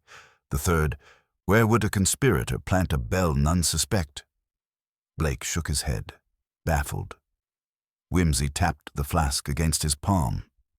If Edgar intended Phase 2 by rail and Vivian by signal, a hidden supply might serve Phase 3, a contingency after contingencies. We must locate it before 2 eager youths do. He left the butler to his silver and walked briskly to the library, where Inspector White sat amidst ledgers like a curate scoring hymnals. At Whimsy's entrance, the inspector offered a grunt that might pass for greeting. Blake's concern, Whimsy announced, is a remaining jar of acid. Vivian spoke of 3. White's eyebrows met. Double-checked stores, nothing missing except what we seized. Then either the jar lies on the grounds or within walls, yet unsearched. Whimsy paced to the tall clock by the French windows. The hands read 11:20. The case emitted its dignified tick, the heartbeat of generations. He opened the glass, listened. Beneath the pendulum, a modern gong had replaced the old chime system, but, interestingly, a redundant wire still coiled inside, severed yet curling upward into the ceiling cavity. Whimsy tugged gently. The coil moved, but did not free. He remembered the pale rectangle above the Admiral's portrait, the site of an antiquated annunciator. "Inspector," he said, "I require steps, a screwdriver, and perhaps a stout heart. The last bell in this house never electrified. It slumbers behind that painting." White looked as though required to swallow a porcupine, but he roused 2 constables who fetched a ladder. Together they edged the Admiral aside. Behind hung a brass dial, mottled by decades of dust. Beneath the dial, a hollow panel clicked when Whimsy rapped it. "Screwdriver," he requested. 2 screws surrendered. The wooden square swung like a trap door to reveal a niche just large enough for a ceramic jar sealed with pitch. A whiff of acrid vinegar stung the nostrils even through the stopper. White exhaled. "Well, damn me." "Preferably not here," Whimsy murmured. "Let's remove it carefully. No heroic gestures." With gloved precision they lowered the jar. Embossed on its shoulder, a manufacturer's mark matched those from Tixover. Smeared on the base, green sealing wax bore the impression of an agricultural society signet, Castair's ring. "Evidence complete," White said, satisfaction softening his bulldog features. "Not quite," Whimsy corrected. "Note this." He tapped the brass dial. Its pointer, though detached from mechanism by rust, still rested on a numeral. 3. 3 bells, 3 jars indeed. Edgar perhaps stored the first supply here before moving operations to the roof. Vivian inherited the system, but his zeal outran caution. Only Cook remained constant, ringing number 1, herself. White considered the dial like a schoolboy shown a subtle trick. "So how do we stage your blasted theatrical reveal?" he asked. "Seems the actors are already in custody." "One scene remains," Whimsy said, wiping dust from his cuffs. Cook's funeral will draw household and village alike. The timing is apt. Let the truth stand in the open. Remove whisper, but for completeness we require Uncle Edgar's full confession, and he will yield that only when shown what his nephew risked on his behalf. Oakham jail keeps him, White grunted. Then Oakham must part with him for an hour under escort. Whimsy's smile was unrepentant. I shall appeal to your broad interpretation of justice and to the Home Office's quaint regard for peerage signatures. Before lunch, messages flew by wire to magistrate and governor. By tea, a van rolled up the avenue bearing Edgar Castair's, wrists manacled, cheeks hollow from a night's speculation. He was ushered into the drawing-room where Lady Tressling presided, flanked by White, Whimsy, and the unyielding jar of acid set on a rosewood pedestal. Castair's gaze fixed on the jar. Colour drained from his face. You found it. We found everything, Whimsy said gently. But circumstance persuades me your guilt is complicated by love. Perverse, but love, of a nephew. He recounted Vivian's testament, the jars, the silent bells. Your scheme was tidy, Edgar, yet its elegance cost a loyal cook her life. Castair's shoulders shook. Not denial, but a release of sinew as though a marionette's strings had slackened. He faced Lady Tressling. My lady, I meant to protect the estate's name. They threatened to publish forged documents. Make it appear Lord Tressling financed sedition. I thought if I supplied them quietly, they would hold their tongues. Extortion grows hungrier, not sated, Whimsy observed. Your nephew, devoted though he may be, already planned further demands. At that, Edgar seemed to crumble. Stumbling forward, he knelt before the jar. I confess, he whispered, everything. I laced her broth, but I swear I never intended death, only illness, just severe enough to send her away so she could not testify. Whimsy's eyes chilled. Nitric acid is not a catarrh powder, sir. I misjudged the dose. Vivian rushed me, said the bell must be cut that very night. Edgar's voice quavered. When I realized she had taken it straight, undiluted, I panicked. Inspector White cleared his throat with official gravity and read cautionary words. A constable produced pen and form. Edgar signed slowly, hands steady now that the weight of concealment was shifted to legal parchment. Lady Tressling spoke at last. You lived beneath my roof. You administered my lands. Edgar bowed his head, and in that trust I failed, my lady. I accept full consequence. She turned away, the set of her shoulders like marble. Whimsy stepped forward, drawing the moment closed. Inspector, we may proceed. Handcuffs clicked. The van doors clanged. As the vehicle crunched down the drive, drizzle began again, soft and relentless, English weather washing scandal from brick. Evening settled, and with it a quieter rhythm. Constables filed reports. Servants brought in lamps. Blake, shadowed but resolute, directed supper preparations under Mayhew's vigilant eyes. Whimsy wandered to the music room where a grand piano waited, lit up as though expecting an argument in C minor. He touched a single key. The note floated, pure, interrogative, then faded. Lady Tressling entered, carrying a small box. This belonged to Mrs. Belling. Perhaps you should have it. Inside lay a pair of steel knitting needles bound with blue wool. Between them a slip of paper, for mending everything that unravels. Whimsy smiled sadly. Cook's humor undimmed. He set the needles on the piano, struck their points together, the tiniest bell-like chime. Even steel may ring true, he said. The dowager's gaze softened. Will tomorrow be quieter, Lord Peter? Quieter, yes, though never silent. He gestured to the hall where, right on cue, the restored bell pealed for dinner, its tone bright, unwavering. Some sounds, Lady Tressling, we must cherish precisely because they refuse to be stilled. They walked out together into the glow of lamps and porcelain. Voices of servants rose with cautious laughter, plates chimed, and through it all ran the faintest undercurrent of the bell's residual hum, as though the house itself inhaled at last the long breath of crisis exhaled into normal life. Later, when stars pricked the night clean and the scaffold stood bare against moonlit tiles, Whimsy stepped onto the terrace with cigar and overcoat.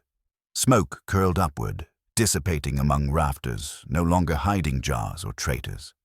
He thought of Cook's arrows, of bell wires, of a young fanatic already mapping phrases for revolution in his cell, and of an aging agent whose contrition would echo longest not in court records, but in the still room where faith had once simmered alongside broth. Lord Peter dropped the cigar stub, ground it gently beneath his heel, and smiled, a weary smile, but real. Another case concluded, another bell set to rights. The world, though seldom harmonious, had yielded one more correct note, and in that measured clang he found, at least for tonight, sufficient music. Whimsy was halfway through his second tumbler of Moscatel, having declared the port too sentimental for a night so riddled with practicalities, when a discreet rap summoned him from the terrace back into lamplight. Blake, still formally immaculate despite the day's attrition, hovered in the library doorway with a look suggestive of half-swallowed alarm. "My lord, a messenger from Oakham has brought something addressed to you personally. The governor's compliments." Blake extended a sealed packet, stout and oblong, tied with twine that bore the regulation crimson fleck of prison property. Whimsy broke the wax. Out slid a folded foolscap sheet, and with it a much smaller envelope of cheap grey paper. The note, typewritten, prison letterhead, stated curtly that Edgar Castair, now fully charged, had requested one article be forwarded to Lord Peter Whimsy for the sake of completeness. The envelope, by contrast, carried only 3 penciled words: "To be rung." Inside it lay a brass key.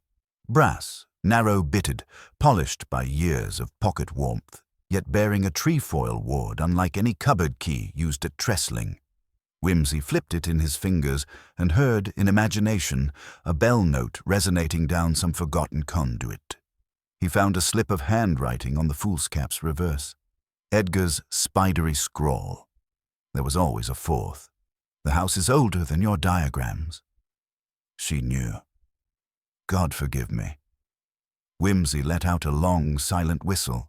The narrative, apparently content a moment ago to settle into tidy moral arithmetic, had inserted another digit in the sum. "Blake," he said, voice mild, "take Inspector White from his nursery of ledgers. Tell him Lord Peter can account for 3 jars, but has acquired a key that claims a 4th. 10 minutes later, White lumbered in, coat unbuttoned, irritation already prepared. "Great Scott, Whimsy, the house is combed." "So we believed," Whimsy agreed. "Yet Edgar's conscience writes postscript. Something remains unfound, something I expect Cook learned about when she prayed in the chapel. The key is our map." He weighed the brass in his palm. "And of course, there is the phrase, 'to be rung.' One rings keys only in the sense that one rings bells, or doorbells." White's face folded into reluctant interest. "Cellar. Too modern. This ward is Georgian, if I recall my locksmithery. The estate chapel predates the main wing by 50 years. Its vestry door still shows antique bolts." Whimsy pocketed the key and led the way along passages already hushed for night. Candles guttered under sudden draughts as they crossed the courtyard cloister. Rain tapped a faint tattoo on stained glass. Inside the chapel, the air smelled of stone and lavender polish. A single sanctuary lamp burned before the altar. Whimsy's torch picked out the vestry door on the north wall, oak, iron-barred, its modern lock gleaming incongruously beneath an older key plate now filled with putty. He knelt, scraped away the filler with a penknife until the original escutcheon re-emerged, and tried the brass key. Perfect fit. The ward slid home with an oiled sigh. The door opened to a miniature stair spiraling downward, unexpected, for the chapel stood garrisoned by solid earth on 3 flanks. White muttered a pious objection, but drew his revolver anyway. They descended into cool darkness where walls narrowed and the air thickened with mineral damp. 20 steps ended at a tiny chamber, hardly bigger than a coal scuttle. The torch halo revealed rough brick, a Victorian water main, and, most prominently, a bronze bell mounted against one wall with a crank handle poised like a semaphore. Beneath the bell, neatly crated and straw-packed, squatted a 4th ceramic jar, identical to those recovered, but unstoppered. The stopper lay on its side, its pitch seal intact. Someone had opened the jar recently and then closed it in haste. A funnel of beaten copper protruded from the jar's mouth, its tube bent toward a glass retort set over a spirit burner. Primitive chemistry assembled in claustrophobic secrecy. Dear God, White breathed, they meant to distill right here. He lifted a charred taper stub. If this brew had spilled, chapel above would have lifted off. Whimsy studied the bell's mechanism, the crank attached to an iron rod vanishing upward into the masonry, almost certainly the antiquated annunciator line that once served the drawing-room dial.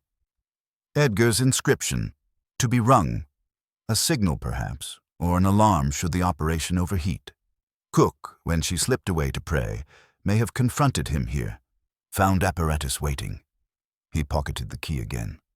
Sergeant Phipps will need masks and inert sand to neutralize what is left. Let's seal the place now. The fumes alone could blacken a choir. White hurried up the spiral to call his men. Whimsy lingered a moment, running a thumb over the bell's green patina.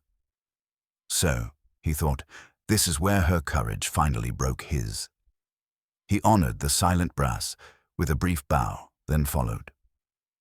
On return, Blake waited in the corridor, lantern trembling. Whimsy explained. The butler crossed himself with quick, furtive fingers. Mrs. Belling was down here 2 nights past, he murmured. She told me next day the crypt smelt wrong, but I took it for damp. Damp indeed, Whimsy said dryly. We'll purge the smell by dawn, I hope. He dismissed Blake to bed. By 1 o'clock, Phipps had hauled the volatile jar to a sand-lined wagon and carted it under escort to the disused quarry beyond the east meadow, there to be flooded and entombed. Whimsy, satisfied, turned at last to sleep, but the house refused him immediate rest. Every floorboard creaked with the restless recollection of what might have been. In the small hours, he rose, penned a terse account for Scotland Yard's Home Office liaison, added the brass key to an envelope marked Evidence, crypt, and finally drifted into a dutiful dreamlessness. In the morning, Inspector White took coach for London with Vivian, Edgar, and a convoy of labelled packages, leaving Tressling Court in the odd hush that follows surgical removal. The Dowager met Whimsy under the cedar by the south lawn. A gardener raked torn turf where the police wagon had turned. Sunlight now warmed the bricks, almost forgiving. Cook's funeral is set for Thursday, Lady Tressling said. I've invited her sister from Leicester. She must know how deeply we valued the woman. Whimsy nodded. If I may assist with arrangements, your presence is already the greatest assistance. She surveyed scaffold scars on the parapet and sighed. It occurs to me, Lord Peter, crime seldom begins in villainy, but often in an over-earnest wish to avert disgrace. Precisely why public confession, though painful, may prove medicinal, he returned. Your house will heal faster for having looked itself squarely in the mirror. A shadow passed her face at mirror. Perhaps she saw there the fracture of trust in her own judgment. But she rallied with that species of aristocratic stoicism which takes honest inventory of broken china before ordering fresh service. We dine informally tonight, she said. Would you oblige us one more evening, then take the Daimler back to civilization tomorrow? With pleasure, if civilization will have me. The day filled with quieter tasks. Blake catalogued silver under Mayhew's hawk eye. Carpenters removed the last timber of scaffolding, their hammers ringing like distant anvils forging peace. Whimsy spent an hour in the library tracing genealogies, determined to fund the kitchen maid's continued education, though tact would demand Lady Tressling offer it. He sealed the note recommending Mayhew for a scholarship at the local domestic science college, tucked it within the Chronicle where the Dowager would discover it by chance, and allowed himself a silent chuckle at the inevitable gracious acceptance. As twilight bled gold through the elms, a single carriage arrived. Reverend Pritchard, the vicar, come to discuss funeral liturgy. Whimsy, strolling the gravel, heard their voices drift from the saloon. The vicar quoting Corinthians, Lady Tressling countering with a stanza of Herbert. He smiled. Literature, at last, without subtext of nitrate. After supper, game pie, modest claret, conversation politely steered from dynamite to dahlias. Blake appeared with a decanter, 2 glasses, and a brittle envelope. "Found among the cook's ledgers, my lord," he said, eyes lowered. "Unstamped. I felt it concerned you." Whimsy waited until Blake departed, then cracked the seal. Inside lay Cook's neat round hand, penned evidently the night before she died. "My lord, you once said, 'Truth rings eventually, even if one must first mend the clapper.' I fear I have wronged the clapper itself, but trust you will set it straight, if anything happens to me. Look behind the Admiral. He guards more than medals. God keep the house. Monsieur Belling." He read it twice, suspecting that somewhere Cook chuckled at his delay in following her breadcrumb. Folding the letter, he placed it beside his glass, raised the claret, and toasted the kitchen's absent commander. The wine tasted of earth and late summer. For once, nothing metallic intruded. Later, seated alone in the music room, he opened the grand piano and let his fingers wander through a reflective prelude of Purcell, every chord lingering like stepped-on moss. When the final A minor resolved into fragile silence, the newly repaired hallway bell answered with one deliberate chime, Blake signaling coffee. Whimsy closed the lid, savoring the echo. Yes, he decided. One more night would do nicely. Tomorrow the Daimler would carry him back to London's traffic and clients who considered murder an agreeable crossword. But tonight, under a ridge of stars that had watched the estate since Monk's first rang Compline, Tressling Court was, despite empty jar niches and plaster dust, intact again, its machinery audible, its people chastened yet breathing.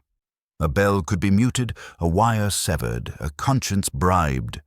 Nevertheless, somewhere a simple sound would persist, marking the hour, asking the question, reminding the living they were not yet out of hearing. Lord Peter Whimsy let the memory of that note hum in his thoughts until it merged with the tick of the library clock and the small domesticated noises of a household relearning peace, and he felt the case, at last, consent to close. The dawn after Carter's capture brought a brittle peace to Tressling Court. Hushed conversations drifted down corridors, constables came and went with papers and parcels, and the restored bell above the Admiral's portrait stayed quiet, properly introverted now that its duties were fulfilled. Whimsy emerged into the hall as Lady Tressling descended, freshly composed yet gravely introspective. Today was the day of the coroner's inquest. With White's permission, Whimsy joined her in the drawing room. Witnesses awaited, framed in the window light.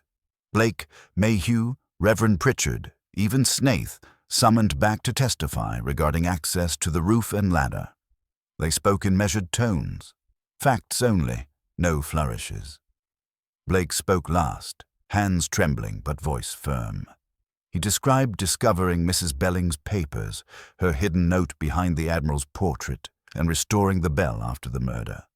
The coroner sat beneath a black velvet bonnet, listened with gravitas.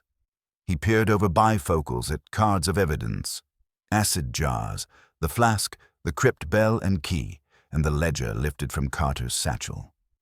Vivian and Edgar remained conspicuously absent. Their depositions were read in full by Clerk Thomas.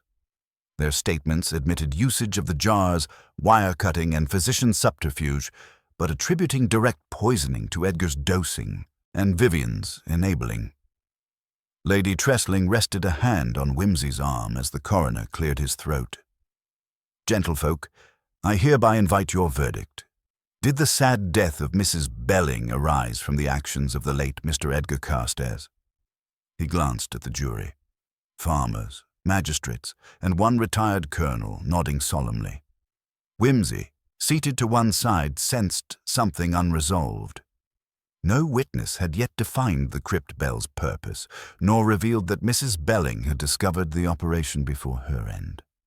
The coroner asked, and Blake answered that Mrs. Belling had complained of odd sounds in the chapel and found instruments there. But he spoke of damp, not revolution. The colonel leaned forward. "We have note that a bell was found here, my lord," the coroner pressed. "Explainable?" All eyes turned to Whimsy. He rose, clearing his throat with mild ceremony. "If I may presume, madam, Lord Castair Senior would have used that bell as a safety measure for his minor chemical operation, a warning siren. Mrs. Belling discovered it, then above all else, attempted to preserve the household's reputation by leaving notes rather than sharing her knowledge. She effectively became the vessel of moral truth, which brought her into conflict with the operation." A hush fell. The jury scribbled. The coroner nodded for Whimsy to continue. She rang the bell once, after knowing the operation existed. Her note instructed to be rung, not to alert the police, but to warn the household. Unfortunately, timing failed her. Carstairs attempted to mimic natural illness. Vivian disabled the kitchen bell to prevent her alerting others. The crypt bell remained unused until after her death, because she foresaw its necessity. White added quietly from his seat. "We also believed Carter intended to access that bell at night, to signal his release or that of escaped radicals. That plan failed." The coroner considered, then turned to the jury. After silent minutes, they returned a verdict of willful murder by Edgar Carstairs, accessory before the fact by Vivian Carstairs, and accessory after the fact by Carter, for attempted removal of the fourth acid jar. Lady Tressling exhaled. The tension in the room relaxed. Whimsy bowed deeply to the coroner, who banged his gavel and closed proceedings. Witnesses and jury dispersed. Mrs. Belling's coffin, escorted by parish mourners, would head back to Leicester for burial near kin. Outside, rain had drizzled anew. The garden paths were glazed. White slipped an arm through Whimsy's. "Well done," he whispered. "We nailed it." Whimsy merely smiled. She rang at last. He nodded toward the closed door. Now the house can truly rediscover peace. Later, after the formalities, he walked the corridors again, up to the crypt stair in the chapel. He tested the bell's lever. It still clicked. No sound followed, but the mechanism had dignity. He touched the rod, feeling the echo of what had passed: warning, murder, confession, and then forgiveness. Perhaps Mrs. Belling's spirit resided in that bell, and somewhere between its clapper and the silence, she had found her voice. He returned to the drawing room to find Lady Tressling waiting by the window. She offered a small porcelain bell, one removed earlier from the mantelpiece. "I thought you might appreciate this. I propose it be placed after the Admiral's portrait for Mrs. Belling's memory." The bell was simple, delicate, irresistibly domestic. Whimsy accepted it with a nod. A perfect compliment. Outside, a post-chaise rattled away with the Carstairs men toward Oakham. In the evening, when supper had been served and tables cleared, Whimsy arranged the porcelain bell on a side table in the hall. He rang it lightly. Its tone was brief, clean, human. Lady Tressling paused in the doorway, eyes brimming not with sorrow, but gratitude. He tipped his head. "Let it remind us," he said, "that the smallest voice, when heard, may save many." With that, He bowed and proposed retiring to pack. But she stopped him, placing a gentle hand on his arm. "Stay one more night, Peter," she said. "For the first time, I think, the house begs for its keeper to remain." He returned the gesture with a faint smile. "Then I shall oblige." And late that night, long after the last lamp was extinguished, Whimsy heard the porcelain bells echo in the hall, a promise that even quiet bells, once restored to purpose, can ring boldly across silence. The morning after the inquest dawned grey and muted, the low-hanging clouds pressing like a shroud over Tressling Court. Lord Peter Whimsy, seated by the window of his modest chamber, regarded the sprawling estate with a blend of satisfaction and lingering unease. The immediate crisis had been resolved, the guilty parties identified, the motive unmasked, and justice set on its slow, proper course.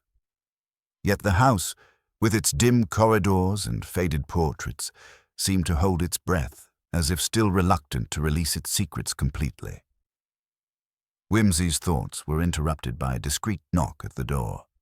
It was White, whose sharp eyes carried a hint of concern beneath their usual affable veneer. "Begging your pardon, my lord, but there's a matter I think demands your attention before you depart. The local constable has brought in a telegram from Leicester, sent late last night. It concerns the probate of Mrs. Belling's will." Whimsy raised an eyebrow, intrigued. "Most decidedly not a matter for constables, but very well. Pray, let me see it." The telegram was brief but pointed. "Probate lawyer requests immediate consultation. Unexpected codicil discovered in Mrs. Belling's papers. Will amended to include charitable bequests and personal effects to unknown beneficiary. Urgent." "An unknown beneficiary?" Whimsy murmured, setting the telegram aside. How utterly tantalizing. A final twist in a house of twists. White nodded gravely. Might this explain the vehemence with which she guarded her papers, or the silence she kept with the household? Whimsy lit a cigarette with leisurely precision, the thin smoke curling in the still air. Perhaps the lady had more to her story than a mere upholder of domestic virtue. We must learn who stands to gain and why such knowledge was concealed. After a brief consultation with Lady Tressling, who consented readily, Whimsy arranged for swift travel to Leicester. The city, bustling and strident, was a sharp contrast to the subdued elegance of Tressling Court. The probate lawyer, a brisk man named Mr. Chamberlain, awaited him in a panelled office scented faintly of leather and tobacco. "Lord Whimsy," Chamberlain greeted with a professional nod. "Mrs. Belling's original will left her estate, modest though it was, to her niece in London. However, during our recent inventory of her papers, this codicil was found hidden beneath a false bottom in her writing desk. It bequeaths a small sum and several personal effects to one Eleanor Cartwright. An acquaintance, perhaps." Whimsy examined the document.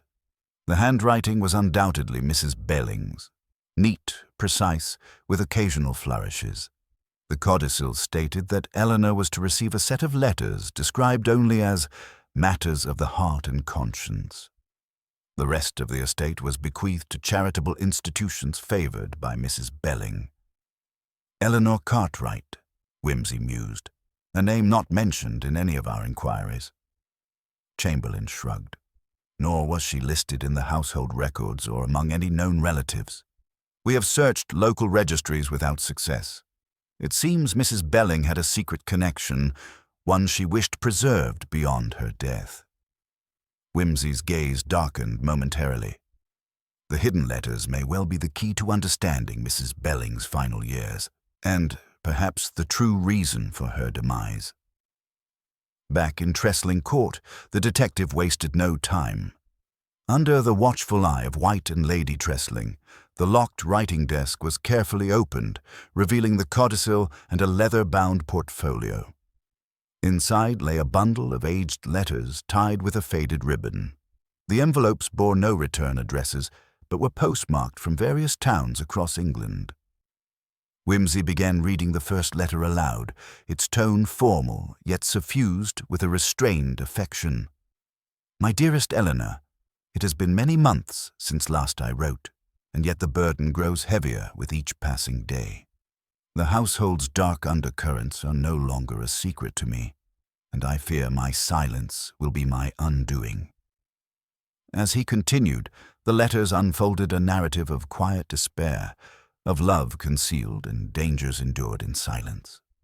Eleanor was, it seemed, Mrs. Belling's confidant and perhaps the only person with whom she shared the truth about the chemical operations and the threats lurking in the shadows of Tressling Court. "This is quite extraordinary," Whimsy commented. "Mrs. Belling was not merely an innocent bystander, but a woman caught in a web of secrecy and sacrifice."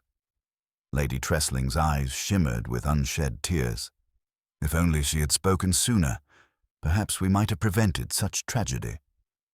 White interjected with a practical note. "We must consider Eleanor Cartwright's identity with care. She may still be alive and in need of protection, or at least explanation." Whimsy nodded. "And we must also question why Mrs. Belling's correspondence was so deeply hidden. Who feared their contents being revealed?"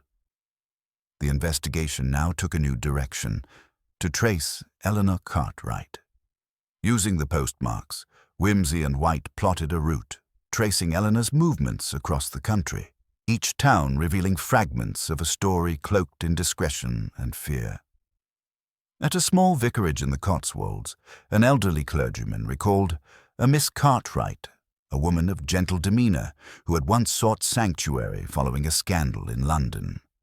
The tale was vague, but hinted at a broken engagement and a promise made in secrecy. The vicar produced a worn photograph of Eleanor, matching the description found in the letters. Whimsy mused over the psychological complexity unveiled.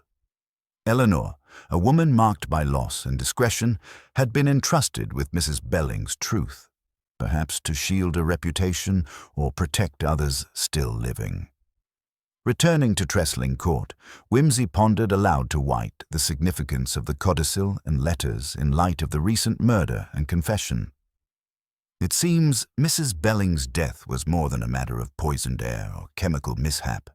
It was a calculated act to silence knowledge. The real poison was fear and the desperate attempts to suppress the truth. White nodded in agreement. A tragedy compounded by loyalty and silence. Whimsy allowed himself a rare moment of reflection. The household's veneer of civility had been shattered, revealing hidden passions, secret debts, and unspoken sacrifices. Yet in this, there was also redemption, a testament to Mrs. Belling's courage in the face of overwhelming odds.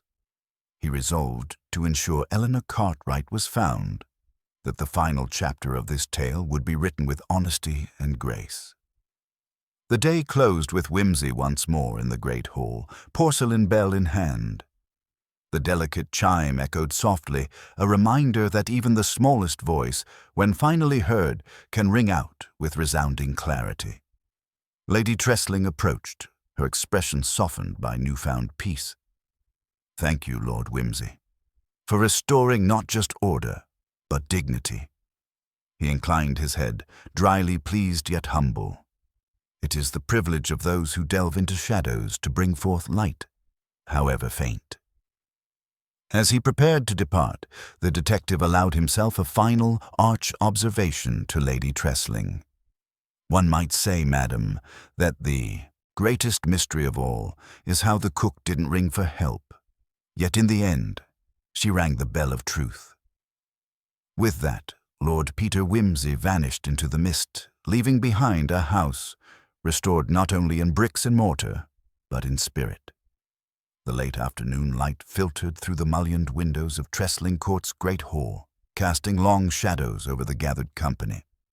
The servants stood respectfully aside, the family and the few remaining guests gathered around, faces taut with anticipation. At the center, Lord Peter Whimsy adjusted his cuffs, his gaze as sharp and inscrutable as ever. "I trust you have all found the events of the last days sufficiently bewildering," he began, voice measured. "Yet I promise, By the time I finish, the labyrinth will appear quite straight and navigable." There was a murmured assent. Whimsy continued, "We have established, beyond reasonable doubt, that the unfortunate Mrs. Belling met her end by means of deliberate poisoning, one cleverly masked by chemical disguise and carefully timed deception. The obvious suspect, Mr. Edgar Carstairs, confessed, and the evidence supported his guilt. Yet, I contend, the why and the how require further elucidation." He cast a deliberate glance toward Lady Tressling, who inclined her head imperceptibly. "Mrs. Belling's codicil to her will introduce a new element, Eleanor Cartwright, a woman hitherto unknown to the household and investigators. Letters concealed reveal a correspondence laced with fear, affection, and the weight of secrets borne alone. Yet it is not the mere existence of Eleanor that concerns us, but the true nature of her connection." Whimsy's eyes twinkled with arch amusement. "You will recall, dear friends, the peculiar behavior of the crypt bell, the odd placement of the acid jars, and the strangely silent cook who never rang for help." He paused, allowing the room to absorb the implication. Mrs. Belling, it seems, was no ordinary cook. She was a woman of exceptional resolve, burdened with knowledge of a double life within these very walls. The chemical experiments, disguised as a harmless hobby, were in truth a front for clandestine activities that might have brought ruin on this family. A breathless hush followed. The crypt bell was her sole safeguard, a discreet alarm intended to warn the household without exposing herself. The failure to ring the kitchen bell was no neglect, but a calculated act, protecting those she cared for while navigating the perilous dance of loyalty and fear. Whimsy's gaze sharpened. Yet why the murder? He directed attention to Edgar Carstairs, who sat pale and rigid. Edgar's act was born of desperation. The unraveling of his father's plans, the threat of exposure, and the fear of losing control drove him to silence the bearer of secrets. He turned then to Vivian Carstairs. "And your complicity, Madame, was no less tragic. A woman torn between allegiance and self-preservation, willing to disable alarms, but unable to confront the consequences." The assembled faces betrayed a mixture of shock and reluctant understanding. Whimsy concluded, "The final piece of the puzzle is Eleanor Cartwright herself. Not a distant stranger, but Mrs. Belling's own sister, estranged and hidden to protect family honor. The letters reveal a shared history of sacrifice and sorrow, illuminating the human heart beneath the mystery." He smiled thinly. Thus, the cook did not ring for help, not because she could not, but because she chose instead to ring the bell of truth in the only way she could. A slow exhalation swept the room. Lady Tressling stepped forward. "Thank you, Lord Whimsy, for unveiling not just a crime, but the tangled web of love, fear, and duty that ensnared us all." Whimsy inclined his head. "Justice, madam, is often less about punishment than understanding, and sometimes the quietest voices speak the loudest truths." As the household settled toward an uneasy peace, Whimsy allowed himself a final wry observation. "And so the question remains, if the cook didn't ring for help, who then shall ring the next bell?" With a faint bow and a smile that promised future puzzles, Lord Peter Whimsy took his leave, his figure receding into the misty evening, ever the gentleman detective who sees what others overlook and listens when others remain silent. The porcelain bell on the side table chimed softly, a final echo of truth restored.